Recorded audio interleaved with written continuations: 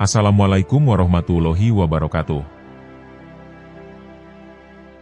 Terima kasih, Anda telah kembali di channel YouTube kami. Saluran informasi yang mengkisahkan kisah-kisah Islami, serta kisah para ulama dan kekasih Allah. Kali ini, kami akan membawakan kisah-kisah penuh hikmah dari Imam Asy-Syafi'i. Siapakah beliau sebenarnya? Apa kelebihan yang beliau miliki? Dan mengapa beliau mendapat julukan Nasirus Sunnah? Untuk mengetahui jawabannya, simak video kami kali ini hingga akhir.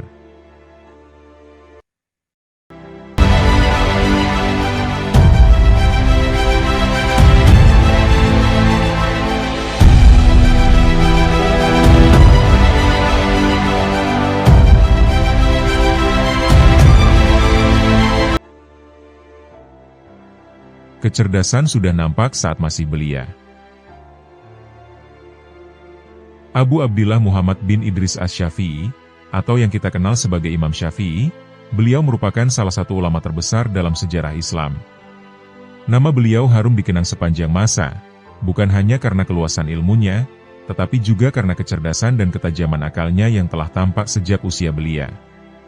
Sejak kecil, Imam Syafi'i dikenal memiliki daya hafal yang luar biasa kuat. Beliau tumbuh dalam keadaan yatim dan hidup sederhana bersama ibunya. Namun keterbatasan itu tidak menghalangi semangatnya dalam menuntut ilmu. Pada usia 7 tahun, beliau telah menghafal Al-Quran 30 juz dengan sempurna. Bukan sekedar hafal di lisan, tetapi juga memahami kandungannya dengan kedalaman yang menakjubkan bagi anak seusianya. Para gurunya telah melihat tanda-tanda kecerdasan yang tidak biasa dalam diri anak kecil tersebut. Kecerdasan beliau semakin terlihat ketika pada usia 10 tahun telah menghafal kitab Al-Muwatta karya Imam Malik. Kitab tersebut bukanlah kitab ringan, melainkan kumpulan hadis dan pendapat fikih yang menjadi rujukan utama di Madinah. Bahkan ketika Imam Syafi'i membacakan Al-Muwatta di hadapan Imam Malik, sang guru takjub melihat ketepatan hafalan dan kefasihan lisannya. Pada usia 15 tahun, Imam Syafi'i sudah diperkenankan berfatwa, namun beliau tidak gegabah. Disebutkan bahwa beliau tidak berani berfatwa, kecuali setelah menghafal ribuan hadis dan memahami perbedaan pendapat para sahabat serta tabi'in. Di usia yang masih sangat muda, cara berpikirnya telah matang dan sistematis. Imam Syafi'i juga dikenal sebagai peletak dasar ilmu usul fikih secara tertulis dan terstruktur. Ilmu ini membahas prinsip-prinsip dasar dalam menggali dan menetapkan hukum Islam dari Al-Quran dan Sunnah. Melalui karya monumentalnya, Ar-Risalah, beliau menyusun metodologi yang rapi dalam memahami dalil, membedakan hadis sahih dan doif, serta menjelaskan posisi ijma dan qiyas.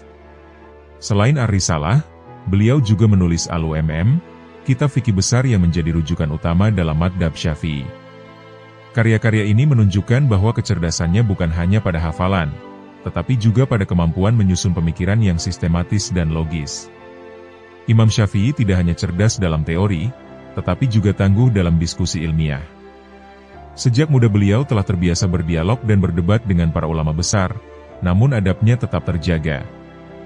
Beliau pernah berkata, "Aku tidak pernah berdebat dengan seseorang kecuali aku berharap kebenaran tampak melalui lisannya." Perjalanan ilmiahnya pun sangat luas.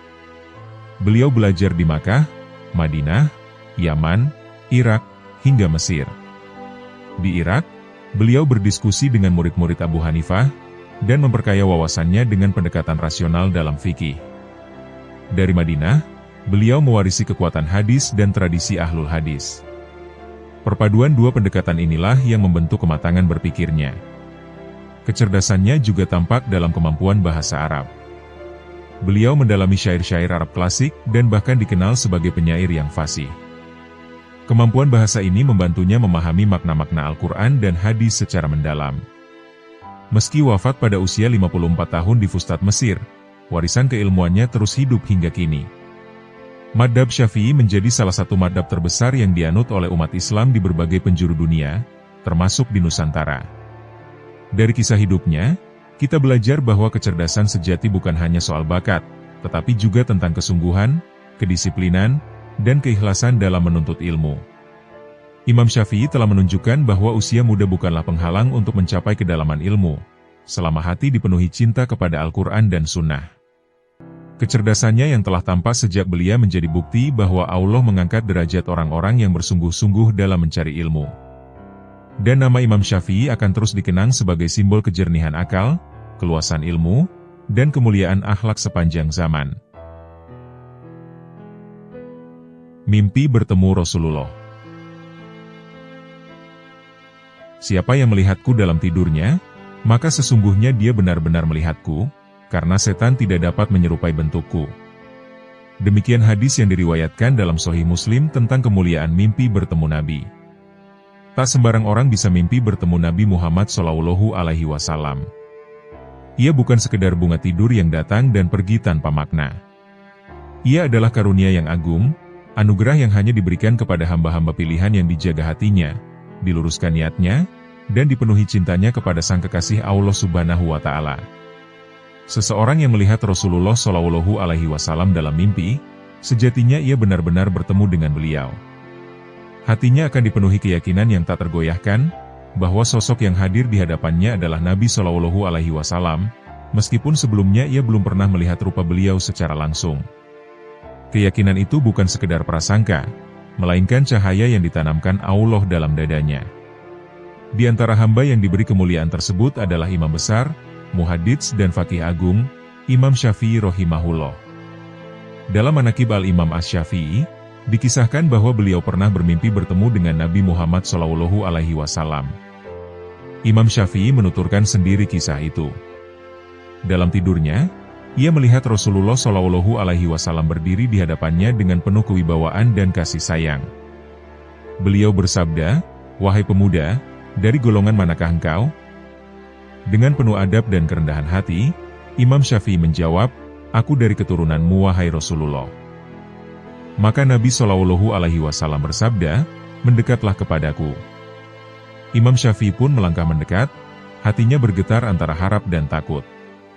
Kemudian Rasulullah SAW meludah ke telapak tangan beliau yang mulia, lalu memerintahkan Imam Syafi'i agar mengusapkan air liur itu ke lidah, mulut, dan bibirnya. Tanpa ragu, dengan penuh kepatuhan, Imam Syafi'i membuka mulutnya dan mengusapkan air liur Rasulullah SAW ke lidah, mulut, dan bibirnya. Dalam momen itu, seakan-akan ada cahaya yang mengalir, menyusup ke dalam dirinya, memenuhi lisannya dengan keberkahan dan hikmah. Setelah itu, Nabi SAW bersabda, "Pergilah, semoga Allah memberkahimu." Walau pertemuan itu hanya sekejap dalam mimpi, bekasnya tak pernah hilang dari ingatan Imam Syafi'i. Bagaimana mungkin ia melupakan doa langsung dari Rasulullah SAW untuk dirinya? Sejak saat itu, lisannya menjadi lisan yang fasih, hujjahnya kuat, pemahamannya dalam, dan ilmunya mengalir laksana sungai yang tak pernah kering. Selain mimpi agung itu, sejak kecil Imam Syafi'i juga pernah bermimpi melihat seorang laki-laki yang sedang mengimami sholat di Masjidil Haram. Seusai sholat, imam tersebut mengajarkan ilmu kepada para jemaah yang duduk melingkar di sekelilingnya. Syafi'i kecil mendekat dan berkata, "Ajarilah aku." Namun sang imam tidak langsung memberikan pelajaran. Ia justru mengeluarkan sebuah timbangan dari lengan bajunya, lalu menyerahkannya kepada Syafi'i kecil seraya berkata, "Semoga Allah memberimu hidayah." Ketika terbangun, Imam Syafi'i tidak memahami makna mimpinya. Ia lalu mendatangi seorang ahli tafsir mimpi dan menceritakan apa yang dialaminya. Sang ahli tafsir berkata, "Engkau kelak akan menjadi imam dalam ilmu yang berada di jalan sunnah. Sebagaimana Imam Masjidil Haram adalah imam yang paling utama di antara manusia yang lain. Adapun timbangan itu adalah tanda bahwa engkau akan mampu menimbang hakikat sesuatu, membedakan yang hak dan yang batil dengan keadilan dan kebijaksanaan." Demikianlah mimpi-mimpi yang dialami Imam Syafi'i rahimahullah.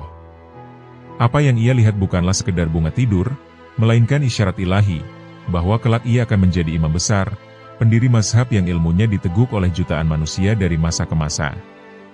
Doa Nabi, keberkahan lisan, dan cahaya pemahaman itu menjadi saksi perjalanan panjangnya dalam menegakkan sunnah dan membela agama Allah. Bertemu Sayyidina Ali.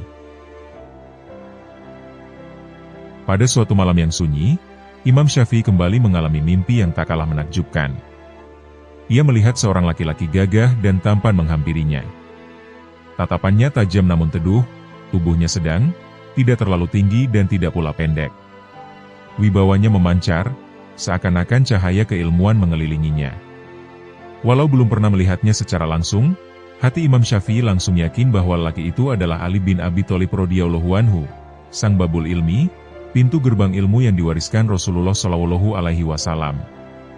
Assalamualaikum warahmatullahi wabarakatuh, ucap Ali radhiyallahu anhu sambil menggenggam tangan Imam Syafi'i dengan penuh kehangatan. Waalaikumsalam warahmatullahi wabarakatuh, jawab Imam Syafi'i, membalas musofahah sahabat agung yang berjuluk Abu Al-Hasan itu. Tak banyak kata yang terucap, namun kehadiran beliau saja sudah cukup mengguncang hati. Sayyidina Ali kemudian melepaskan cincin yang dikenakannya, lalu memakaikannya ke jari Imam Syafi'i. Imam Syafi'i terdiam membeku. Ia merasakan kehormatan yang luar biasa, seolah-olah amanah besar tengah diletakkan di tangannya. Dengan penuh rasa syukur, ia menerima cincin tersebut. Tak lama kemudian, Ali bin Abi Thalib radhiyallahu anhu beranjak pergi. Perlahan sosoknya menjauh, dan saat itulah Imam Syafi'i terbangun dari tidurnya. Ia menyadari bahwa itu hanyalah mimpi, namun terasa begitu nyata, seakan-akan benar-benar terjadi. Keesokan harinya, karena penasaran akan maknanya, Imam Syafi'i mendatangi pamannya yang dikenal sebagai ahli tafsir mimpi. Ia berkata, "Wahai paman, aku bermimpi bertemu Ali radhiyallahu anhu. Sekiranya engkau berkenan, jelaskanlah kepadaku makna mimpi itu." Dengan saksama ia menceritakan pertemuannya, musofahah mereka, dan cincin yang dipakaikan di jarinya. Sang paman tertegun dan takjub mendengarnya. Ia berkata, "Musofahahmu dengan Ali bin Abi Thalib bermakna bahwa engkau akan dijaga dan diamankan dari azab. Adapun cincin yang beliau pakaikan kepadamu, itu pertanda bahwa namamu akan masyhur, dikenal luas di timur dan barat, sebagaimana kemasyhuran Ali bin Abi Thalib di seluruh penjuru dunia." Mendengar tafsir itu, hati Imam Syafi'i semakin mantap. Ia sadar bahwa kemuliaan bukan untuk dibanggakan, melainkan amanah untuk dijaga. Dan benar adanya, sejarah kemudian mencatat namanya sebagai imam besar, mujtahid mutlak, dan pendiri mazhab yang diikuti oleh jutaan kaum muslimin hingga hari ini. Begitulah kisah mimpi-mimpi agung Imam Syafi'i rahimahullah. Ia bukan sekedar cerita tentang tidur dan bunga-bunga malam, melainkan tentang pertanda, keberkahan, dan takdir besar yang telah disiapkan Allah bagi hamba pilihannya. Didikan luar biasa dari sang ibu. Abu Abdullah Muhammad bin Idris Asy-Syafi'i Al-Muttalibi Al-Qurasyi, yang dikenal sebagai Imam Syafi'i, bukan hanya besar karena kecerdasannya, tetapi juga karena didikan ibunya yang luar biasa. Sejak kecil, beliau telah ditinggal wafat oleh ayahnya. Sang ibu membesarkannya dalam keadaan sederhana, namun penuh tekad agar anaknya menjadi ahli ilmu. Dikisahkan, suatu ketika guru Imam Syafi'i merasa bahwa ilmunya sudah tidak lagi cukup untuk diberikan kepada muridnya yang cerdas itu. Ia berkata, "Wahai Syafi'i, kini ilmuku telah habis. Pergilah engkau ke Madinah untuk menimba ilmu yang lebih luas." Mendengar itu, Imam Syafi'i pulang menemui ibunya. Dengan penuh hormat ia berkata bahwa dirinya ingin pergi menuntut ilmu lebih jauh, ke Madinah dan kemudian ke Baghdad. Sang ibu meski berat melepas anak satu-satunya, namun ia berkata dengan keteguhan hati, "Berangkatlah engkau wahai anakku. Ilmu adalah jihad di jalan Allah. Jika kita tidak bertemu lagi di dunia, semoga kita dipertemukan di akhirat." Betapa besar jiwa seorang ibu. Ia tidak menahan anaknya demi kebahagiaan dunia, tetapi melepasnya demi kemuliaan akhirat. Dengan restu itu, Imam Syafi'i pun berangkat. Tatkala di Baghdad, beliau berkembang menjadi alim besar. Namanya dikenal, ilmunya dicari, dan murid-murid berdatangan dari berbagai negeri. Suatu ketika, ada rombongan dari Baghdad hendak berhaji. Ibu Imam Syafi'i pun datang ke Makkah untuk berhaji. Di Masjidil Haram, ia mendengar seorang alim besar dari Irak mengajar dalam sebuah halaqah. Dalam pengajarannya, sang alim berkali-kali mengutip perkataan Muhammad bin Idris Asy-Syafi'i. Karena sang ibu merasa penasaran, ia pun memberanikan bertanya, "Wahai Syekh, siapakah Muhammad bin Idris Asy-Syafi'i itu?" Sang alim menjawab dengan bangga, "Dia adalah guruku, seorang alim besar dari Baghdad, dan berasal dari kota ini." Sang ibu berkata pelan namun penuh haru, "Ketahuilah Syekh, bahwa Muhammad bin Idris Asy-Syafi'i itu adalah anakku." Orang-orang pun terdiam, lalu memuliakan perempuan mulia itu. Karena dari rahim dan didikannya lahir seorang imam besar. Singkat cerita, ketika Imam Syafi'i hendak pulang, murid-muridnya memberinya banyak hadiah. Unta-unta penuh muatan harta mengiringinya menuju Makkah. Namun sebelum sampai rumah, sang ibu bertanya, "Dengan apa anakku pulang?" Muridnya menjawab dengan bangga bahwa Imam Syafi'i membawa ratusan unta penuh harta. Mendengar itu, sang ibu berkata tegas, "Aku melepas Syafi'i bukan untuk mencari dunia. Katakan padanya, ia tidak boleh pulang jika membawa semua itu." Pesan itu pun kemudian disampaikan. Tanpa ragu, Imam Syafi'i memerintahkan agar seluruh harta dibagikan kepada penduduk Makkah. Ia hanya menyisakan kitab-kitabnya. Setelah itu, ia kembali mengirim kabar kepada ibunya bahwa ia pulang hanya membawa ilmu. Barulah sang ibu membuka pintu rumahnya. Dari kisah ini kita belajar dua hal besar. Pertama, ibu yang ikhlas mendidik anaknya karena Allah tidak menjadikan anak sebagai alat mencari dunia. Kedua, siapa yang melepas sesuatu karena Allah, maka Allah akan mengembalikannya dengan kemuliaan, baik di dunia maupun di akhirat. Dermawanan kepada siapapun. Di dunia ini, ada orang yang dermawan ketika berurusan dengan perkara besar, ia bersedekah agar usahanya lancar, agar perniagaannya berkembang, agar namanya harum. Kedermawanannya seringkali memiliki tujuan yang kembali kepada dirinya sendiri. Namun ada pula manusia yang dermawan bukan karena hitung-hitungan dunia, melainkan karena keluasan jiwa dan keyakinan kepada Allah. Mereka memberi bahkan dalam perkara yang tampak kecil, tanpa menunggu diminta, tanpa berharap balasan. Salah satu teladan agung dalam hal ini adalah Imam Syafi'i. Nama lengkap beliau adalah Muhammad bin Idris Asy-Syafi'i Al-Muttalibi. Seorang alim besar dari kalangan salaf, ahli hadis, atau muhadis, seorang faqih yang mendalam ilmunya, seorang ahli ibadah yang tekun, dan sosok yang dikenal sangat menjaga adab. Kezuhudannya bukan sekedar ucapan, melainkan tampak nyata dalam sikap dan kehidupannya. Meski ilmunya menggetarkan para ulama, hatinya tetap lembut dan rendah. Salah satu murid beliau yang paling terkenal, Ar-Rabi bin Sulaiman, pernah menuturkan kisah tentang gurunya itu. Suatu hari, Imam Syafi'i berjalan sebagaimana biasanya. Di tengah perjalanan, cambuk beliau terjatuh.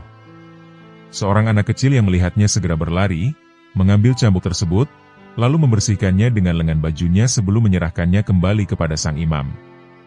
Perbuatan sederhana. Mungkin bagi kebanyakan orang itu hal biasa. Namun tidak bagi Imam Syafi'i. Beliau melihat adab dan kebaikan dalam tindakan kecil itu. Tanpa ragu, beliau memberi anak tersebut 7 dinar emas. Jumlah yang pada masa itu sangat besar, setara dengan puluhan gram emas. Bukan karena nilai cambuknya. Bukan pula karena anak itu meminta. Tetapi karena beliau ingin menghargai kebaikan sekecil apapun. Dalam kesempatan lain, Ar-Rabi juga menceritakan pengalaman pribadinya bersama sang guru. Suatu hari ia berkata, "Wahai Syekh, aku telah menikah." Imam Syafi'i tersenyum dan bertanya, "Berapa mahar yang kau berikan kepada istrimu?" Ar-Rabi menjawab, 30 dinar, wahai Syekh. Namun baru 6 dinar yang mampu kubayar. Tanpa panjang bicara, Imam Syafi'i segera memberinya 24 dinar untuk melunasi mahar tersebut. Bayangkanlah, 24 dinar emas, bukan jumlah kecil. Jika dikonversikan dengan ukuran sekarang, nilainya setara puluhan bahkan hampir 100 juta rupiah. Padahal, Imam Syafi'i bukan orang yang hidup dalam kemewahan. Beliau bukan pula saudagar kaya raya. Namun jiwanya lebih kaya daripada hartawan manapun. Kedermawanan Imam Syafi'i tidak berhenti di situ. Suatu ketika, saat hendak menaiki kuda, seseorang datang tergopoh-gopoh membantu memegang pijakan kaki agar Imam Syafi'i mudah naik. Setelah itu, beliau berkata kepada Ar-Rabi, "Berikanlah kepadanya 4 dinar atas namaku, dan sampaikan permintaan maafku karena jumlah ini tidak seberapa. Perhatikan kalimatnya, beliau meminta maaf karena merasa pemberiannya kecil. Inilah akhlak orang besar. Memberi banyak, tetapi merasa sedikit. Berbuat baik, tetapi tetap rendah hati. Kisah yang lebih menakjubkan terjadi saat beliau menunaikan ibadah haji. Diriwayatkan oleh Abdullah bin Zubair al-Humaidi, Imam Syafi'i membawa 10.000 dinar dalam perjalanannya ke Makkah. Setibanya di sana, beliau mendirikan kemah di luar kota. Seusai salat subuh, beliau menghamparkan kain di dalam kemahnya, lalu menumpahkan seluruh dinar itu di atasnya. Setiap orang yang datang, beliau beri 1 genggam. Tanpa tanya. Tanpa seleksi. Tanpa perhitungan. Hingga sebelum waktu zuhur tiba, seluruh 10.000 dinar itu telah habis dibagikan, hingga tidak tersisa untuk beliau. Begitulah kemurahan hati seorang imam yang hatinya terpaut pada akhirat. Harta baginya hanyalah titipan yang harus disalurkan. Dan dari kisah-kisah ini, kita belajar bahwa kekayaan sejati bukanlah pada banyaknya simpanan, melainkan pada luasnya pemberian. Kesabaran ketika mendidik sang murid. Selain dikenal karena kedermawanannya, Imam Syafi'i juga masyhur karena kesabarannya dalam mendidik. Beliau adalah mufti besar umat Islam dan pendiri mazhab Syafi'i. Majelis ilmunya dipenuhi para penuntut ilmu dari berbagai negeri. Di antara muridnya adalah Ar-Rabi bin Sulaiman, yang kelak dikenal sebagai ulama besar dan perawi hadis terpercaya. Ar-Rabi memiliki suara adzan yang sangat merdu. Ia sering mengumandangkan adzan di Masjid Jami Fustat, yang juga dikenal sebagai Masjid Amr bin Esh di Mesir. Bahkan Imam Syafi'i sering memuji keindahan suaranya. Namun ternyata, Ar-Rabi dikenal lamban dalam memahami pelajaran. Setiap kali majelis berlangsung, ia selalu hadir dengan penuh kesungguhan. Tetapi ketika Imam Syafi'i selesai menjelaskan dan bertanya, "Wahai Ar-Rabi, sudah pahamkah engkau?" Jawabannya hampir selalu sama, "Belum wahai Syekh." Imam Syafi'i tidak marah, tidak menghardik, dan tidak meremehkan. Beliau mengulang kembali penjelasan itu. Sekali, 2 kali, hingga berkali-kali. Dalam kitab Manaqib Imam Syafi'i karya Imam Al-Baihaqi disebutkan bahwa beliau sampai mengulang penjelasan hingga puluhan kali, bahkan disebut sampai 39 kali, namun Ar-Rabi tetap belum memahami sepenuhnya. Melihat muridnya yang belum paham, Imam Syafi'i mengundangnya ke rumah untuk belajar secara khusus. Dengan sabar beliau menerangkan kembali. Tetapi hasilnya masih sama. Hingga suatu hari beliau berkata dengan lembut, "Wahai muridku, sebatas inilah kemampuanku mengajarimu. Jika engkau belum juga memahami, maka berdoalah kepada Allah agar Dia menganugerahkan ilmu kepadamu. Aku hanya menyampaikan, dan Allah lah yang memberi pemahaman." Ucapan itu bukan bentuk menyerah. Itu adalah pengajaran tentang hakikat ilmu, bahwa ilmu bukan semata hasil kecerdasan, tetapi anugerah dari Allah. Suatu ketika, setelah mendengar adzan Ar-Rabi, Imam Syafi'i berkata, "Sungguh aku senang mendengar suara adzanmu. Seandainya aku mampu memasukkan ilmu kepadamu sebagaimana seorang ibu menyuapi bayinya, pasti akan kulakukan." Ucapan penuh kasih itu membangkitkan semangat Ar-Rabi. Ia pun bersungguh-sungguh, memperbanyak doa, memperbaiki niat, dan terus belajar. Dan hasilnya pun sungguh luar biasa. Ar-Rabi bin Sulaiman yang dahulu lamban memahami pelajaran, kelak tumbuh menjadi ulama besar dalam mazhab Syafi'i dan perawi hadis yang sangat terpercaya. Ia juga belajar kepada banyak ulama lain, memperluas ilmunya, hingga namanya dikenang dalam sejarah. Dari kisah ini, kita belajar 2 hal besar, kesabaran seorang guru dan ketekunan seorang murid. Imam Syafi'i bukan hanya imam dalam ilmu, tetapi juga imam dalam akhlak. Beliau mengajarkan bahwa memberi adalah kemuliaan, dan bersabar dalam mendidik adalah ibadah. Semoga kita mampu mengambil setitik cahaya dari keteladanan beliau, dalam kedermawanan, dalam kesabaran, dan dalam ketulusan menuntut serta menyampaikan ilmu. Menulis di telapak tangan menggunakan jari. Di usia yang masih sangat belia, Imam Syafi'i telah menunjukkan kecintaan luar biasa terhadap ilmu. Saat anak-anak seusianya masih sibuk dengan permainan, beliau justru telah duduk dengan penuh adab di majelis ilmu kota Madinah. Majelis itu bukanlah majelis ilmu biasa. Yang mengajar adalah seorang imam besar, penulis kitab Al-Muwatta, sekaligus pendiri Madzhab Maliki, yakni Imam Malik bin Anas. Para penuntut ilmu dari berbagai negeri duduk bersimpuh dengan penuh hikmat, menyimak setiap hadis yang disampaikan. Pada suatu hari, Imam Malik menyampaikan 18 hadis lengkap dengan penjelasan dan uraian panjangnya. Di tengah suasana majelis yang hening, beliau memperhatikan seorang anak muda yang tampak menggerak-gerakkan jari-jarinya di atas telapak tangannya. Sekilas seperti sedang bermain-main, padahal majelis sedang berlangsung khusyuk. Imam Malik terus mengajar, namun dalam hatinya tersimpan rasa penasaran. Setelah majelis selesai dan para murid mulai beranjak, beliau memanggil anak tersebut. "Siapa namamu, dan dari mana engkau berasal?" tanya beliau. Anak itu menjawab dengan penuh hormat, "Muhammad bin Idris, dari Makkah." Imam Malik kemudian berkata, "Tadi aku melihatmu memainkan jari-jarimu di atas telapak tanganmu ketika aku menjelaskan hadis. Benarkah itu?" Dengan adab yang tinggi, Imam Syafi'i kecil menjawab, "Bukan bermain, wahai Imam. Setiap kali engkau menyebutkan sebuah hadis, aku menuliskannya dengan jariku di telapak tanganku agar mudah kuingat. Jika engkau menghendaki, aku akan mengulanginya kembali." Imam Malik terdiam sejenak, lalu berkata, "Kalau begitu, silakan." Maka berdirilah Muhammad bin Idris kecil itu, dan dengan tenang ia mengulang 18 hadis yang telah disampaikan, lengkap dengan penjelasan dan susunan kalimatnya, tanpa kurang dan tanpa tertukar. Majelis kembali hening. Imam Malik memandangnya dengan kagum. Beliau melihat kecerdasan yang luar biasa, sekaligus tanda kebesaran yang kelak akan Allah tampakkan. Lalu beliau berpesan, "Wahai Muhammad bin Idris, bertakwalah kepada Allah. Sungguh di masa depan engkau akan menjadi orang besar." Dan benar, anak kecil yang menulis di telapak tangannya itu kelak dikenal dunia sebagai Imam Syafi'i, imam besar yang ilmunya menerangi umat hingga hari ini. Kisah ini mengajarkan bahwa kesungguhan dalam menuntut ilmu akan melahirkan kemuliaan, dan kecintaan pada ilmu sejak dini akan mengangkat derajat seseorang. Imam Syafi'i dan jenazah Abu Nawas. Pada masa yang hampir bersamaan, hidup pula seorang penyair terkenal bernama Abu Nawas. Ia hidup di era kekhalifahan Abbasiyah pada masa pemerintahan Harun al-Rasyid, dengan permaisurinya Zubaidah bin Ja'far. Abu Nawas dikenal sebagai penyair berbakat yang mengubah gaya bahasa syair Arab menjadi lebih bebas dan ekspresif.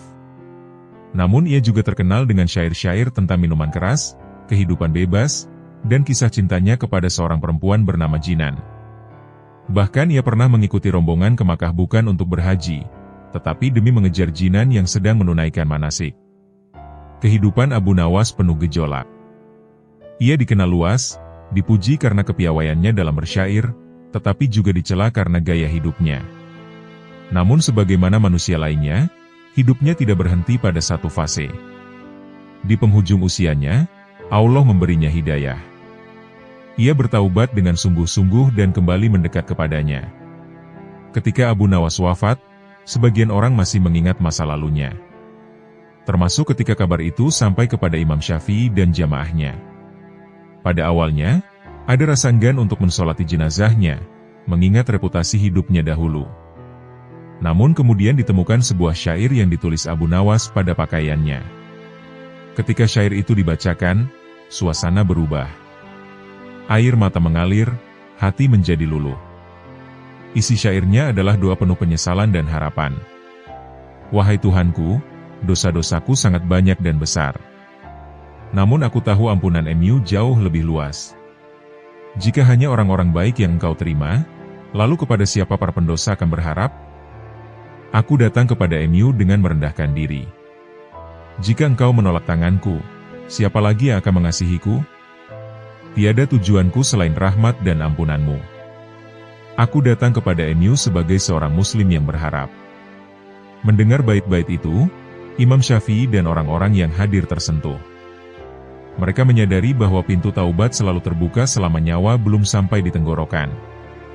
Bahwa manusia tidak diukur semata dari masa lalunya, tetapi dari bagaimana ia kembali kepada Allah. Akhirnya, mereka mensolati jenazah Abu Nawas. Kisah ini menjadi pelajaran besar tentang luasnya rahmat Allah. Betapapun kelam masa lalu seseorang, jika ia benar-benar bertaubat, maka Allah Maha menerima taubat hambanya. Demikianlah, dari kisah Imam Syafi'i dan Abu Nawas, kita belajar dua hal penting, tentang kecemerlangan ilmu dan tentang luasnya ampunan Allah. Satu mengajarkan keteguhan dalam menuntut ilmu, yang lain mengajarkan harapan dalam taubat. Dan pada akhirnya, yang paling menentukan bukan bagaimana kita memulai hidup, tetapi bagaimana kita mengakhirinya. Imam Syafi'i yang didoakan Rasulullah. Keutamaan Imam Syafi'i bukan hanya dikenal oleh para ulama di zamannya, tetapi juga diriwayatkan melalui mimpi-mimpi para salihin yang memperlihatkan kemuliaan beliau di sisi Allah dan Rasul-Nya. Diriwayatkan bahwa seorang bernama Ahmad ibni Nas pernah bermimpi bertemu dengan Muhammad SAW. Dalam mimpi itu, ia bertanya dengan penuh harap, "Wahai Rasulullah, kepada siapa kami diperintahkan untuk mengikuti? Siapa yang harus kami jadikan rujukan dalam agama?" Maka Rasulullah menjawab, "Hendaklah kalian mengikuti mazhab Muhammad bin Idris Asy-Syafi'i, karena sesungguhnya ia bagian dariku." Jawaban itu menunjukkan betapa kuatnya keterikatan Imam Syafi'i dengan sunnah Nabi. Seluruh hidupnya diabdikan untuk membela hadis, menyusun kaidah fikih, dan menjaga kemurnian ajaran Rasulullah. Imam Syafi'i wafat pada usia sekitar 57 atau 58 tahun. Beliau lahir di wilayah Syam dan kemudian tumbuh besar di Makkah. Dalam perjalanan hidupnya, beliau pernah tinggal dan berdakwah di Yaman, Irak, Hijaz, hingga akhirnya menetap di Mesir, tempat beliau wafat. Perjalanan hidupnya dipenuhi dengan pengembaraan ilmu, diskusi ilmiah, dan pembelaan terhadap sunnah. Ada pula riwayat yang menyebutkan tentang sebab kemuliaan beliau di akhirat. Disebutkan bahwa beliau memiliki satu solawat yang senantiasa dibaca dengan penuh cinta. Adapun arti solawat tersebut adalah, "Ya Allah, limpahkanlah solawat kepada Nabi kami Muhammad, selama orang-orang yang ingat menyebut MU, dan selama orang-orang yang lalai lupa menyebut MU." Solawat ini menunjukkan kecintaan yang mendalam kepada Rasulullah, tanpa batas waktu, tanpa batas keadaan. Dalam kitab Ihya Ulumuddin, Imam Al-Ghazali meriwayatkan dari Imam Abul Hasan Asy-Syafi'i bahwa ia pernah bermimpi bertemu Rasulullah. Ia bertanya, "Wahai Rasulullah, dengan kebaikan apa Imam Syafi'i mendapatkan balasan atas ucapannya dalam kitab Ar-Risalah?" Maka Rasulullah menjawab, "Ia dibebaskan dari keharusan menghadapi hisab pada hari kiamat." Betapa besar kemuliaan itu. Semua tidak lepas dari kecintaan beliau kepada sunnah dan kebiasaannya memperbanyak solawat. Sebagaimana sabda Rasulullah yang diriwayatkan oleh Ali bin Abi Thalib, "Orang yang pelit adalah orang yang ketika namaku disebut di sisinya, ia tidak bersolawat kepadaku." Hadis riwayat Tirmidzi. Dan dalam riwayat lain yang dibawakan oleh Imam Al-Baihaqi, Rasulullah bersabda, "Perbanyaklah bersolawat kepadaku pada hari Jumat, karena sesungguhnya solawat umatku diperlihatkan kepadaku setiap hari Jumat. Barang siapa yang paling banyak solawatnya, maka ia yang paling dekat kedudukannya dariku." Imam Syafi'i bukan hanya ahli fikih dan hadis, tetapi juga pecinta Rasul yang sejati. Kecintaannya itulah yang mengangkat derajatnya di sisi Allah. Berprasangka buruk terhadap Imam Syafi'i. Pada suatu hari, Imam Syafi'i berkunjung ke rumah sahabat sekaligus muridnya, Ahmad bin Hanbal. Imam Ahmad dikenal sebagai ulama besar yang sangat menghormati Imam Syafi'i. Bahkan beliau sering memuji keluasan ilmu dan kedalaman pemahaman gurunya itu. Imam Ahmad memiliki seorang putri yang solehah. Ia rajin beribadah di malam hari, berpuasa di siang hari, dan gemar mendengar kisah orang-orang soleh. Sejak lama ia mendengar ayahnya memuji Imam Syafi'i. Maka ketika sang imam berkunjung, ia sangat ingin melihat sendiri bagaimana ibadah dan keseharian sosok yang begitu dimuliakan ayahnya. Malam itu mereka makan bersama. Setelah selesai, Imam Ahmad menuju tempat sholat untuk qiyamul lail dan berzikir.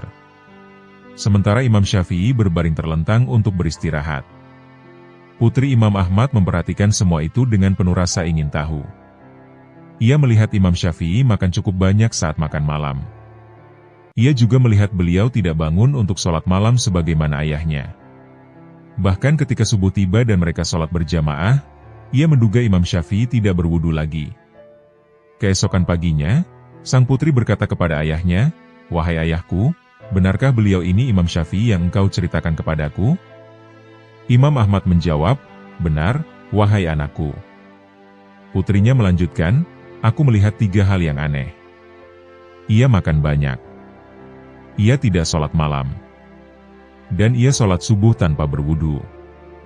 Ketika suasana santai dan mereka berbincang, Imam Ahmad menyampaikan hal itu kepada Imam Syafi'i.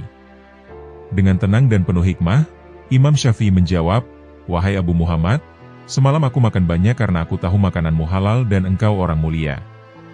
Makanan orang mulia adalah obat, sedangkan makanan orang bakhil adalah penyakit.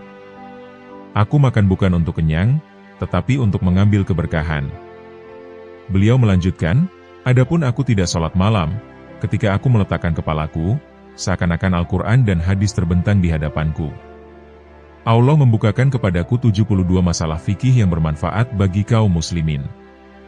Aku menyusunnya dan memikirkannya hingga fajar tiba. Kesibukan dalam ilmu itulah yang menghalangiku dari sholat malam." Lalu beliau berkata, "Dan tentang wudhu subuh, demi Allah, kedua mataku tidak tertidur hingga perlu memperbarui wudhu. Aku terjaga sejak Isya, maka aku sholat subuh dengan wudhu Isya."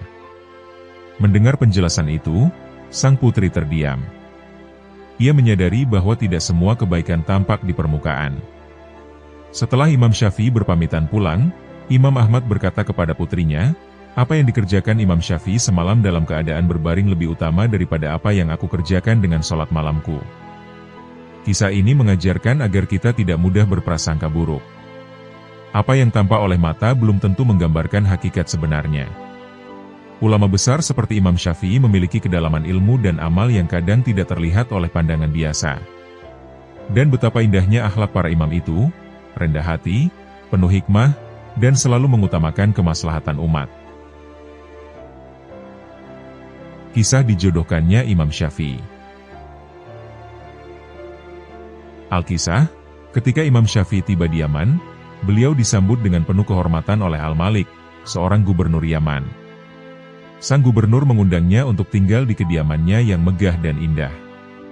Istana itu luas, dipenuhi pelayan, serta segala kemewahan yang jarang dimiliki kebanyakan orang pada masa itu. Namun, Imam Syafi'i yang dikenal zuhud dan sederhana merasa tidak nyaman.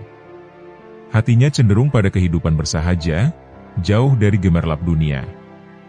Beliau sebenarnya ingin mencari tempat tinggal yang lebih sederhana, agar dapat leluasa menuntut ilmu, menelaah sejarah, dan beribadah tanpa beban perasaan. Sebaliknya, Gubernur Yaman sangat berharap Imam Syafi'i tetap tinggal bersamanya. "Wahai Imam Syafi'i, akulah yang mengajakmu datang ke Yaman. Aku bertanggung jawab atas keselamatanmu, makan dan minummu, serta kesehatanmu. Tinggallah di sini. Aku tidak mengharap balasan apapun darimu," bujuk sang gubernur dengan penuh hormat. Imam Syafi'i menjawab dengan lembut, "Wahai Tuan Gubernur, ketertarikanku datang ke Yaman karena negeri ini kaya akan sejarah. Di sini pernah berdiri kerajaan-kerajaan besar seperti Sabah, Madain, Hirroh, dan Ghozan.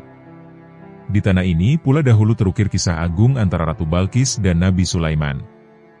Izinkan aku menziarahi tempat-tempat bersejarah itu dan mempelajarinya." Akhirnya, Gubernur Yaman menyetujui permintaan tersebut. Imam Syafi'i pun memanfaatkan kesempatan itu untuk mengunjungi berbagai situs bersejarah, mempelajari perjalanan umat-umat terdahulu, serta mengambil pelajaran dari kejayaan dan keruntuhan mereka. Beberapa waktu kemudian, Gubernur berkata lagi, "Wahai Imam Syafi'i, aku ingin menjodohkanmu dengan seorang gadis yang baik, dari keturunan yang mulia. Aku berharap engkau tidak menolak." Imam Syafi'i bertanya, "Siapakah perempuan yang Tuan maksud?" "Namanya Hamidah binti Uyainah bin Amru bin Utsman bin Affan. Ia adalah keturunan dari Khalifah Utsman bin Affan," jawab sang gubernur. Maka tidak lama kemudian, berlangsunglah pernikahan itu. Imam Syafi'i menikah dengan Hamidah, seorang wanita dari keluarga terhormat. Setelah menikah, mereka tinggal di sana. Dari pernikahan itu, Allah menganugerahkan 3 orang anak. Abu Utsman Muhammad, Fatimah, dan Zainab. Kehidupan rumah tangga mereka sederhana namun penuh keberkahan. Suatu hari, Gubernur Yaman berkata lagi, wilayah Najran membutuhkan seorang hakim yang adil dan alim. Menurutku, engkaulah yang paling layak. Atas permintaan itu, Imam Syafi'i bersama keluarganya pindah ke Najran dan dilantik sebagai hakim. Beliau menjalankan tugas dengan penuh amanah dan keadilan, sehingga namanya semakin dikenal. Imam Syafi'i lahir pada bulan Rajab tahun 150 Hijriah. Ada yang mengatakan kelahirannya bertepatan dengan wafatnya Imam Abu Hanifah. Ia lahir pada masa kekhalifahan Abu Ja'far al-Mansur dari Bani Abbasiyah. Sejak kecil, Imam Syafi'i hidup dalam kekurangan. Namun, kecerdasannya luar biasa. Ia telah menghafal Al-Quran di usia belia, dan pada usia 10 tahun telah menghafal kitab Al-Muwatta karya Imam Malik. Suaranya merdu, pandai bersyair, dan memiliki ketajaman akal yang mengagumkan. Pada usia 15 tahun, ia telah diizinkan memberi fatwa dan mengajar di Masjidil Haram. Ketekunan dan kecerdasannya membuat masyarakat takjub. Hingga akhirnya beliau wafat di Mesir pada tahun 204 Hijriah dalam usia 54 tahun, meninggalkan warisan ilmu yang terus hidup hingga hari ini. Imam Syafi'i bertabaruk dengan Imam Ahmad. Suatu hari, ketika berada di Mesir, Imam Syafi'i memanggil murid setianya, Ar-Rabi bin Sulaiman. Ia dikenal sebagai perawi utama karya-karya Imam Syafi'i. Hampir seluruh warisan tulisan beliau sampai kepada generasi setelahnya melalui Ar-Rabi. Imam Syafi'i berkata, "Wahai Ar-Rabi, bawalah surat ini kepada Imam Ahmad bin Hanbal. Setelah engkau menyampaikannya, tunggulah jawabannya dan bawakan kembali kepadaku." Ar-Rabi pun berangkat menuju Baghdad. Setibanya di sana, ia menjumpai Imam Ahmad bin Hanbal seusai salat subuh. Ia menyerahkan surat itu sambil berkata, "Ini surat dari saudaramu, Asy-Syafi'i, dari Mesir." Imam Ahmad bertanya, "Apakah engkau mengetahui isinya?" "Belum," jawab Ar-Rabi. Imam Ahmad membuka surat itu dan membacanya. Air matanya mengalir. Surat tersebut menceritakan bahwa Imam Syafi'i bermimpi bertemu Rasulullah Shallallahu Alaihi Wasallam. Dalam mimpi itu, Rasulullah berpesan agar surat dikirim kepada Abu Abdillah, maksudnya Imam Ahmad, menyampaikan salam dan memberi kabar bahwa beliau akan mendapat ujian besar. Namun jika ia tetap teguh dan tidak mengikuti tekanan, Allah akan mengangkat namanya hingga hari kiamat. Mendengar itu, Ar-Rabi berkata, "Ini kabar gembira, wahai Abu Abdillah." Sebagai ungkapan syukur, Imam Ahmad memberikan salah satu gamis yang dikenakannya kepada Ar-Rabi. Itu adalah kebiasaan orang Arab ketika menerima kabar membahagiakan. Ar-Rabi kemudian kembali ke Mesir dan menyerahkan surat balasan kepada Imam Syafi'i. Setelah itu, Imam Syafi'i bertanya, "Apa yang ia berikan kepadamu?" Ar-Rabi menjawab dengan gembira, "Beliau memberiku gamisnya." Imam Syafi'i berkata dengan lembut, "Aku tidak ingin menyusahkanmu. Namun basuhlah gamis itu, lalu berikan air basuhannya kepadaku agar aku dapat bertabaruk dengannya." Kisah ini menunjukkan kerendahan hati Imam Syafi'i. Walaupun Imam Ahmad adalah muridnya, beliau tetap mengakui keutamaan dan kesolehan sang murid. Inilah bentuk tawaduk yang agung. Tabarruk berarti mengharap keberkahan. Keberkahan adalah limpahan kebaikan dari Allah yang terus bertambah. Bertabarruk bukan menyandarkan kekuatan pada makhluk, melainkan memohon kepada Allah melalui kemuliaan hambanya yang soleh. Mayoritas ulama mazhab 4 membolehkan tabarruk selama meyakini bahwa segala keberkahan berasal dari Allah semata. Dalam hadis riwayat para ahli hadis disebutkan bahwa Rasulullah Shallallahu Alaihi Wasallam pun pernah meminum sisa air wudhu kaum muslimin untuk mengharap keberkahan. Kisah ini menjadi pelajaran tentang tawaduk, adab kepada sesama ulama, serta keyakinan bahwa keberkahan adalah anugerah Allah yang dilimpahkan kepada siapa saja yang Dia kehendaki. Imam Syafi'i menjawab pertanyaan sulit. Siapa yang tidak kenal dengan Imam Syafi'i? Beliau adalah seorang sarjana Islam independen terkemuka, menguasai multidisiplin keilmuan Islam, dan terhitung sebagai mujtahid mutlak. Sebuah pencapaian intelektual yang sulit dicapai, apalagi zaman sekarang. Tapi, bagaimana mungkin ulama legendaris itu pernah gemetar saat ditanya sebuah dalil? Dalam diskursus usul fikih secara global, dalil syariat terbagi menjadi dua, yaitu dalil yang disepakati oleh Imam 4, Hanafi, Maliki, Syafi'i, dan Hambali, dan dalil yang tidak disepakati oleh keempat imam tersebut. Kemudian, dalil yang disepakati disebut sebagai al-adillah al-mutafaq fiha. Sementara, dalil yang tidak disepakati semua imam madhab disebut al-adillah al-mukhtalaf fiha.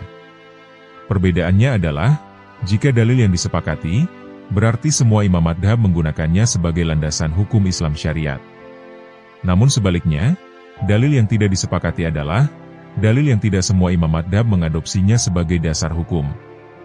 Salah satu dalil yang disepakati itu adalah ijma, atau konsensus para ulama. Posisi ijma sendiri berada pada urutan ketiga setelah Al-Quran dan hadis. Terdapat sebuah kisah dari Imam Syafi'i, yang berkaitan dengan dasar hukum Islam ketiga itu, atau ijma. Lantas, mengapa para ulama menggunakan ijma sebagai dasar hukum? Penjelasannya ada firman Allah berikut ini. Dan barang siapa yang menentang Rasul, yang sesudah jelas kebenaran baginya, dan mengikuti jalan yang bukan jalan orang-orang mukmin, kami biarkan ia leluasa terhadap kesesatan yang telah dikuasainya itu, dan kami masukkan ia ke dalam jahanam. Dan jahanam itu seburuk-buruk tempat kembali. Quran Surat An-Nisa, ayat 115. Ayat tadi menegaskan, bahwa orang yang tidak mengikuti jalan orang-orang mukmin, akan mendapat ancaman neraka jahanam. Atas dasar inilah, orang yang tidak setia pada konsensus para ulama atau ijma, berarti termasuk dalam ancaman itu. Terdapat kisah Imam Syafi'i yang ditanyai oleh seorang kakek misterius, terkait dasar penggunaan ijma sebagai salah satu landasan hukum Islam. Dikisahkan, pada suatu hari, waktu antara zuhur dan asar, Imam Syafi'i tengah bersandar di sebuah tiang. Riwayat lain mengatakan bukan tiang. Tiba-tiba, datanglah seorang kakek misterius dengan mengenakan jubah, imamah, dan sarung. Semua yang dikenakan kakek itu terbuat dari suf atau bulu domba. Tangannya memegang sebuah tongkat. Tampak sekali kewibawaannya. Imam Syafi'i yang melihat kehadirannya, segera berdiri untuk merapikan pakaian, lalu duduk kembali. Kakek itu lalu mengucapkan salam dan turut duduk. Betapa Imam Syafi'i melihat kakek itu penuh dengan kewibawaan. Sang kakek lalu berkata, "Saya ingin mengajukan sebuah pertanyaan." "Silakan, apa pertanyaan Anda?" Jawab Imam Asy-Syafi'i. "Apa dasar dari agama Allah?" tanya sang kakek. "Dasarnya adalah Al-Quran." Jawab Imam Asy-Syafi'i. "Lalu apa lagi?" tanya sang kakek. "Sunnah Rasulullah Shallallahu Alaihi Wasallam." Jawab Imam Asy-Syafi'i. "Lalu apa lagi?" tanya sang kakek. "Konsensus atau ijma para ulama." Jawab Imam Asy-Syafi'i. "Apa landasan-landasan Anda mengatakan konsensus para ulama?" desak sang kakek lagi. "Landasannya terdapat dalam Al-Quran." Jawab Imam Asy-Syafi'i. "Jika ada dalam Al-Quran, lalu ayat manakah yang menerangkannya?" lanjut sang kakek mendesak lagi. Kali ini Imam Syafi'i tidak langsung menjawab. Beliau sempat berpikir sejenak, namun Imam Syafi'i masih belum juga bisa menjawabnya. Menyadari demikian, sang kakek memberinya jeda waktu 3 hari untuk Imam Syafi'i, guna mencarikan jawabannya. "Saya beri waktu 3 hari 3 malam. Jika engkau menemukan ayat dari Al-Quran itu, engkau berarti benar. Jika tidak, maka bertaubatlah." Tegas sang kakek dengan nada tegas. Wajah Imam Syafi'i tampak pucat pasi. Ia lalu pergi, dan tidak terlihat selama 3 hari 3 malam, karena beliau sedang berusaha dan mencari petunjuk kepada Allah. Tak terasa sudah 3 hari telah berlalu. Artinya, waktu Imam Syafi'i telah habis. Di waktu antara zuhur dan asar, Imam Syafi'i kemudian kembali ke tempat pertemuannya dengan sang kakek 3 hari yang lalu. Dalam waktu 3 hari itu, tentu Imam Syafi'i berusaha keras, dan berdoa dengan sungguh-sungguh kepada Allah. Terbukti, wajah, kedua tangan, dan kedua kaki Imam Syafi'i nampak terlihat membengkak. badannya pun terlihat kurang sehat. Imam Syafi'i kemudian duduk di tempat biasa, dengan gerakan yang lamban. Sang kakek kemudian datang, mengucap salam, lalu duduk seperti pada pertemuan pertama. "Silahkan berikan jawabanmu," ucap sang kakek memulai. "Baiklah, aku akan menjawabnya," ucap Imam Asy-Syafi'i. Kemudian dilanjut beliau dengan membaca ayat Al-Quran berikut ini.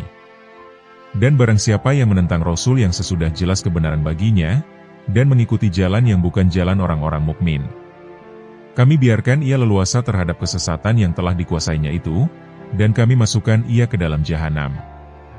Dan jahanam itu seburuk-buruk tempat kembali." Quran Surat An-Nisa, ayat 115.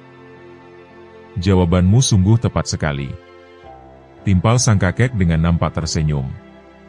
Kakek itu pun berdiri, dan kemudian pergi.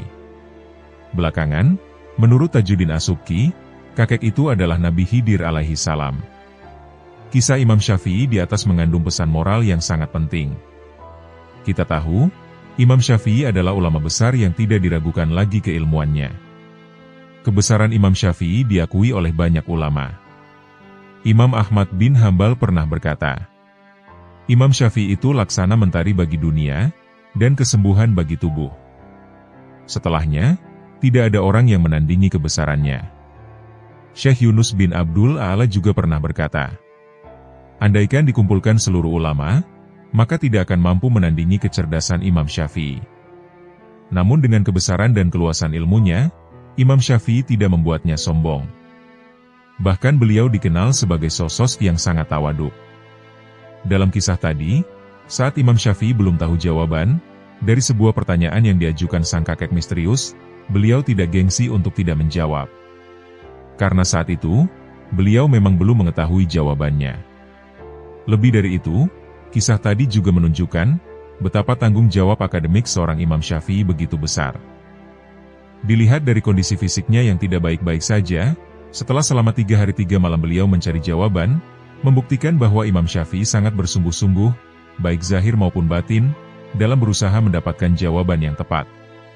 Pada hari ini, saat banyak orang mengaku sebagai ulama, dengan kapasitas keilmuan dan moral jauh dari cukup, kisah Imam Syafi'i menjadi bahan introspeksi.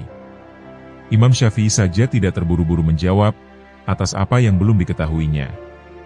Akan tetapi pada zaman sekarang, masih ada saja orang dengan kapasitas ilmu di bawah standar, dengan lantang mengaku ulama, dan dengan jumawa mengaku ia yang paling benar.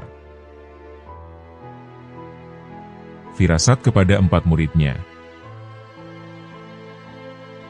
Bagi kaum muslimin di Indonesia, nama Imam Syafi'i tentu sudah sangat akrab di telinga. Beliau dikenal sebagai peletak dasar ilmu ushul fikih dan pendiri madhab Syafi'i, madhab yang paling luas dianut di Asia Tenggara. Pemikirannya menjadi rujukan, metodologinya menjadi fondasi, dan ijtihadnya menjadi cahaya bagi perjalanan hukum Islam sepanjang zaman. Namun di balik keluasan ilmu dan kekuatan argumentasinya, Imam Syafi'i juga dikenal sebagai seorang hamba yang memiliki kedalaman ruhani. Para ulama meriwayatkan bahwa beliau bukan hanya seorang mujtahid besar, tetapi juga seorang wali yang diberi ketajaman firasat oleh Allah Ta'ala. Salah satu murid terbesarnya, Imam Ahmad bin Hanbal, pernah berkata bahwa Imam Syafi'i bagaikan matahari bagi ilmu. Ungkapan ini bukan sekedar pujian, melainkan pengakuan atas pengaruh besar sang guru dalam membentuk generasi ulama setelahnya. Di antara kisah yang menunjukkan karamah dan firasat beliau adalah peristiwa menjelang wafatnya di Mesir. Kisah ini dinukil oleh Imam Al-Baihaqi dalam kitab Manaqib Asy-Syafi'i. Menjelang akhir hayatnya, 4 murid utama datang menjenguk beliau.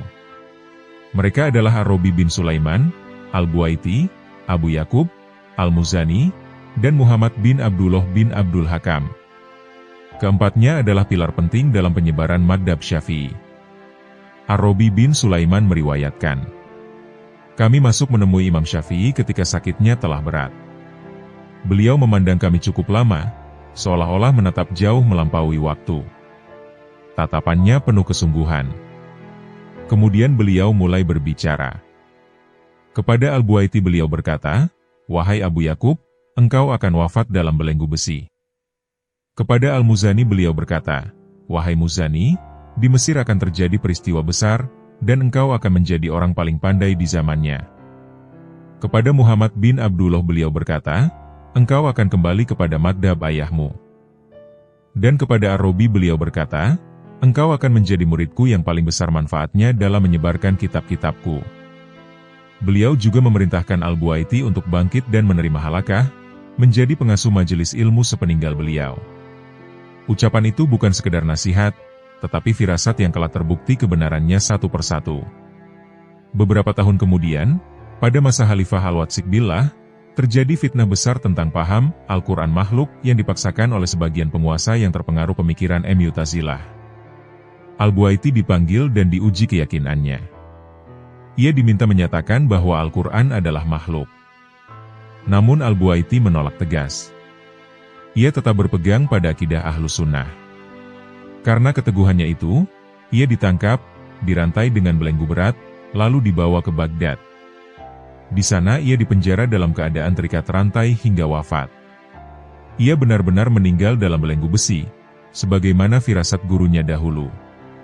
Setelah Al-Buaiti dizolimi, Al-Muzani mengambil alih halaqah Syafi'iyah di Mesir. Ilmunya semakin dikenal luas. Ia menyusun kitab Mukhtasar Al-Muzani, yang menjadi salah satu referensi penting dalam madhab Syafi'i.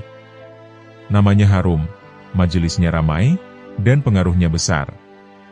Ia benar-benar menjadi tokoh paling menonjol pada zamannya di Mesir. Adapun Muhammad bin Abdullah bin Abdul Hakam, pada awalnya adalah pengikut madhab Maliki seperti ayahnya. Ketika Imam Syafi'i datang ke Mesir, ia berguru dan menjadi murid beliau. Namun setelah terjadi perbedaan dan ketegangan dalam persoalan kepemimpinan majelis, ia meninggalkan halaqah Syafi'i dan kembali kepada madhab Maliki. Kembalinya ia kepada madhab ayahnya menjadi bukti kebenaran firasat tersebut. Sedangkan Ar-Rabi bin Sulaiman Al-Muradi, jasanya sangat besar dalam meriwayatkan dan menyebarkan karya-karya Imam Syafi'i, terutama kitab monumental Al-Umm. Melalui Ar-Rabilah generasi setelahnya mengenal fikih dan usul fikih Syafi'iyah secara luas. Tanpa perantaraannya, banyak warisan ilmiah Imam Syafi'i mungkin tidak sampai kepada kita hari ini. Para ulama menyebut kejadian ini sebagai bagian dari kasif atau mukasyafah, yaitu tersingkapnya sebagian perkara yang belum terjadi karena cahaya iman dan kedekatan seorang hamba kepada Allah. Imam Al-Ghazali menyebut keadaan seperti ini sebagai limpahan nur ilahi yang diberikan kepada hamba yang bersih hatinya. Firasat sendiri dijelaskan oleh Ibnu Hajar Al-Asqalani sebagai bagian dari ilham. Sedangkan Imam Al-Qusyairi menyebut firasat sebagai bisikan hati yang lahir dari iman yang kuat dan ketakwaan yang mendalam. Dalam hadis riwayat Imam At-Tirmidzi, Rasulullah Shallallahu Alaihi Wasallam bersabda, hati-hatilah terhadap firasat orang beriman, karena ia melihat dengan cahaya Allah. Kisah ini menjadi pelajaran bagi kita bahwa orang-orang soleh memiliki ketajaman batin yang tidak dimiliki oleh sembarang orang. Bukan karena mereka mengetahui perkara gaib secara mutlak, melainkan karena Allah menyingkapkan sebagian hikmah kepada hati yang bersih. Penyebab lemahnya hafalan Imam Syafi'i. Siapa yang tidak mengenal Imam Syafi'i? Nama lengkap beliau adalah Muhammad bin Idris Asy-Syafi'i. Seorang imam besar, pembela sunnah, dan tokoh yang dikenal memiliki hafalan luar biasa sejak kecil. Beliau pernah berkata, aku menghafal Al-Quran pada usia 7 tahun. Aku menghafal Al-Muwatta pada usia 10 tahun. Dan pada usia 15 tahun aku telah diizinkan berfatwa. Kemampuan ini tentu bukan sesuatu yang biasa. Ia adalah tanda kecerdasan, ketekunan, dan keberkahan yang Allah anugerahkan kepadanya. Namun suatu hari, beliau pernah mengadu kepada gurunya, Imam Waqi' bin Al-Jarrah, tentang melemahnya hafalan. Beliau berkata, aku mengadukan kepada Waqi' tentang buruknya hafalanku. Maka beliau menasihatiku agar meninggalkan maksiat. Ia berkata, ilmu itu adalah cahaya, dan cahaya Allah tidak diberikan kepada pelaku maksiat. Nasihat ini begitu dalam maknanya. Imam Syafi'i yang terkenal kuat hafalannya saja merasa terganggu hanya karena satu khilafan kecil. Ketika merenung, beliau teringat bahwa pernah tanpa sengaja melihat bagian tubuh seorang wanita yang bukan mahramnya. Ada riwayat yang menyebut pahanya tersingkap, ada pula yang menyebut hanya mata kakinya yang terlihat. Seketika itu juga beliau memalingkan wajah. Namun beliau tetap merasa bersalah atas kejadian itu. Inilah sifat wara, seorang ulama besar. Sesuatu yang mungkin dianggap sepele oleh banyak orang, bagi beliau adalah khilafan yang harus disesali. Beliau menyadari bahwa dosa, sekecil apapun, bisa menggelapkan hati. Sedangkan ilmu adalah cahaya. Bila hati tertutup oleh maksiat, cahaya ilmu akan sulit masuk dan menetap. Pelajaran dari kisah ini sangat besar. Bukan semata-mata tentang hafalan, tetapi tentang hubungan antara kebersihan hati dan keberkahan ilmu. Para ulama dahulu menjaga pandangan, menjaga lisan, menjaga hati, karena mereka tahu bahwa ilmu bukan hanya hasil kecerdasan, tetapi juga buah dari ketakwaan. Semoga Allah menjaga hati kita dari maksiat, menerangi akal kita dengan cahaya ilmu, dan memberi kita bagian dari keikhlasan dan ketakwaan sebagaimana para ulama salaf terdahulu. Khatam Quran 60 kali dalam sebulan. Nama Imam Syafi'i tentu sudah tidak asing lagi di telinga kaum muslimin. Beliau adalah salah seorang ulama besar, mujtahid mutlak, pembaharu agama pada masanya, sekaligus pendiri madhab fikih yang diikuti jutaan umat hingga hari ini. Keilmuan, ketakwaan, dan kezuhudannya menjadi teladan lintas zaman. Nama lengkap beliau adalah Abu Abdullah Muhammad bin Idris bin Al-Abbas bin Utsman bin Syafi'i bin As-Saib bin Ubaid bin Abdu Yazid bin Hashim bin Al-Muttalib bin Abdu Manaf bin Qusay. Nisbah Syafi'i diambil dari kakeknya yang bernama Syafi'. Beliau juga dinisbahkan kepada Al-Qurash, Al-Muttalibi, dan Al-Maki, menunjukkan kemuliaan nasabnya yang bersambung kepada Quraisy. Beliau lahir di Askelon, wilayah Syam. Pada usia 2 tahun, setelah ayahnya wafat, Syafi'i kecil dibawa ibunya ke Mekah. Di kota suci itulah kecerdasan dan bakatnya mulai tampak. Sejak kecil, ia tumbuh dalam keadaan sederhana, namun semangat belajarnya luar biasa. Pada usia 7 tahun, beliau telah hafal Al-Quran. Pada usia 10 tahun, beliau hafal kitab Al-Muwatta karya gurunya, Imam Malik. Dan pada usia 15 tahun, beliau sudah diperkenankan berfatwa, meskipun beliau tidak berfatwa kecuali setelah menghafal 10.000 hadis. Perjalanan ilmiahnya membawanya 2 kali ke Baghdad, tempat ia menyusun Qol-Qol Qodim, pendapat lamanya. Kemudian beliau menetap di Mesir pada tahun 199 Hijriah, dan di sanalah beliau menyusun Qol-Qol Jadid, pendapat barunya. Namun di balik keluasan ilmunya, ada satu sisi yang sangat menakjubkan dari pribadi Imam Syafi'i, yaitu kedekatannya dengan Al-Quran.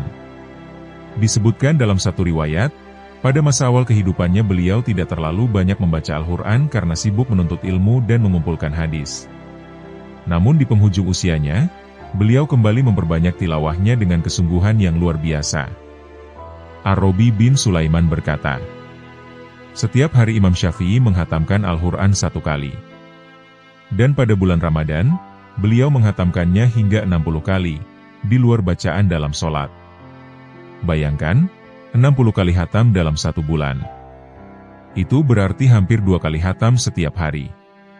Dan semua itu dilakukan dengan penuh tadabbur, bukan sekedar membaca cepat tanpa makna. Suara beliau sangat merdu dan menyentuh hati. Apabila beliau membaca Al-Quran dan suaranya terdengar oleh orang-orang, banyak yang tak kuasa menahan tangis. Bacaan beliau bukan hanya lantunan huruf, tetapi pancaran iman yang hidup dalam dada. Dalam ibadah malam pun beliau sangat tekun. Setiap malam, beliau bangun pada sepertiga malam terakhir. Di akhir-akhir hayatnya, beliau bahkan menghidupkan hampir seluruh malamnya dengan ibadah. Husain Al-Karabisi pernah berkata, aku bermalam di rumah Imam Asy-Syafi'i tidak hanya 1 malam. Di sepertiga malam, ia selalu bangun. Ia membaca tidak kurang dari 50 ayat, bahkan sampai 100 ayat. Tidaklah ia melewati ayat tentang rahmat, kecuali ia memohon kepada Allah.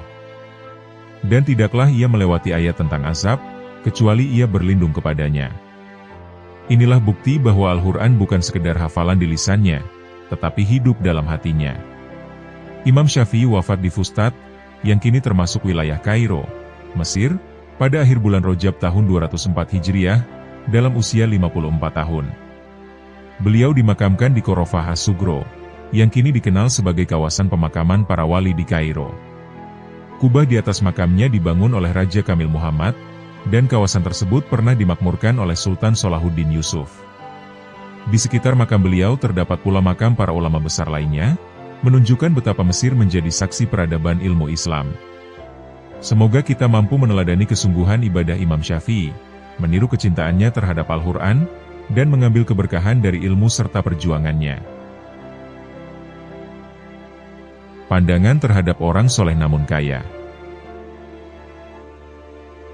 Seorang ulama Mesir bermadhab Syafi'i, Abdul Wahab Al-Syaroni, dalam kitab Al-Mizan Al-Kubro, menceritakan kisah menarik tentang pandangan Imam Syafi'i terhadap orang soleh yang kaya raya.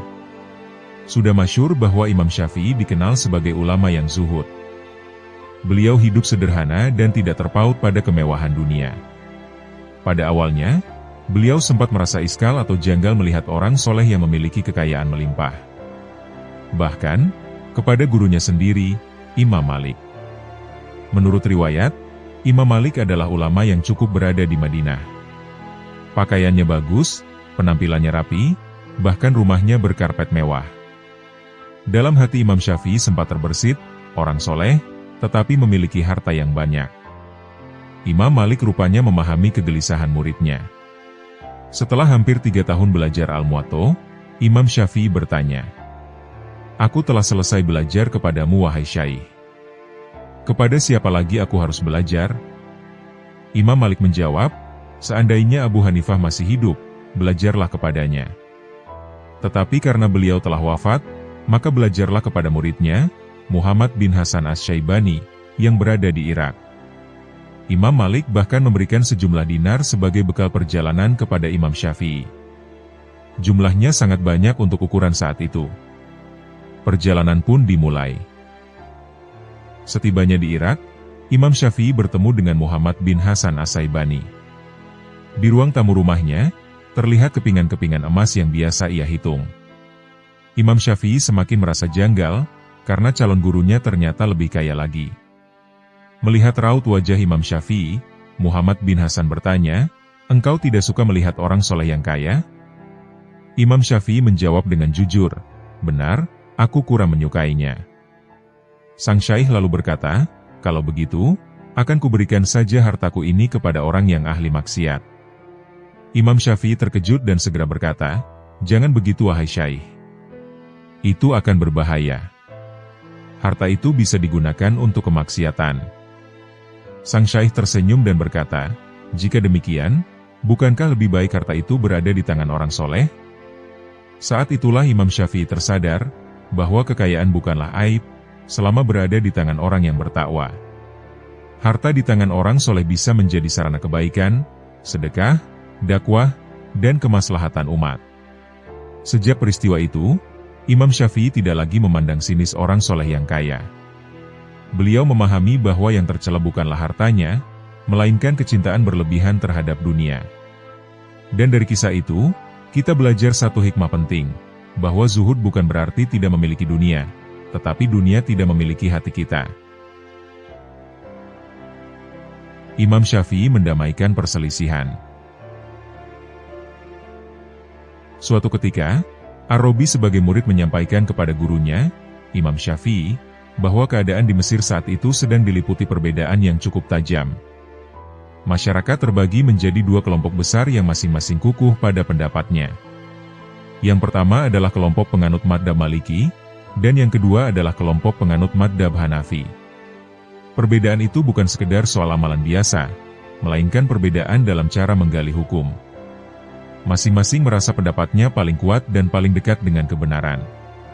Melihat keadaan tersebut, Imam Asy-Syafi'i memiliki niat mulia untuk mendamaikan keduanya, bukan dengan memperuncing perbedaan, tetapi dengan menjelaskan hakikatnya. Kelompok madhab Maliki berpendapat bahwa jika suatu persoalan tidak ditemukan dalam Al-Quran, maka rujukan berikutnya adalah hadis Rasulullah SAW, baik mutawatir maupun ahad. Adapun kelompok madhab Hanafi berpendapat bahwa setelah Al-Quran, hadis mutawatir yang menjadi landasan utama. Jika tidak ditemukan, maka ijtihad dengan akal dan kias menjadi jalan berikutnya. Perbedaan metode ini memunculkan perbedaan dalam beberapa cabang hukum. Salah satunya dalam menentukan bilangan sholat witir. Kelompok Madhab Hanafi berpendapat bahwa witir adalah 3 rakaat dengan 1 kali salam. Mereka menggunakan pendekatan kias, dengan menyamakan witir malam dengan sholat maghrib yang 3 rakaat sebagai witir siang. Sedangkan kelompok Madhab Maliki berpendapat bahwa witir tersusun dari 2 rakaat dan 1 rakaat yang dipisah.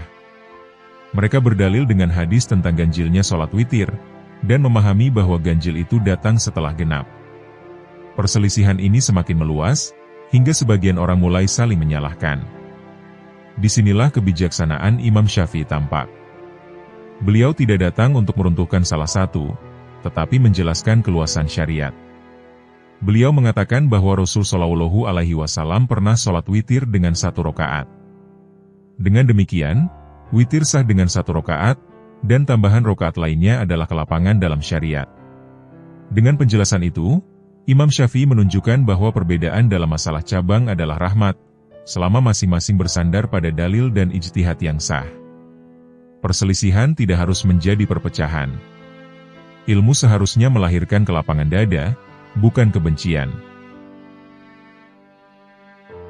Demikianlah kisah-kisah penuh hikmah dari Imam Asy-Syafi'i. Semoga Allah Subhanahu wa Ta'ala mengumpulkan kita dengan para kekasihnya, di dunia maupun akhirat. Semoga kita dapat meneladani kepribadian akhlak para kekasih Allah, serta mengambil hikmah dari kisah-kisahnya. Dan semoga dengan apa yang telah kami sampaikan, dapat menambah ketakwaan kita kepada Allah Subhanahu wa Ta'ala. Wallahu a'lam bishawab.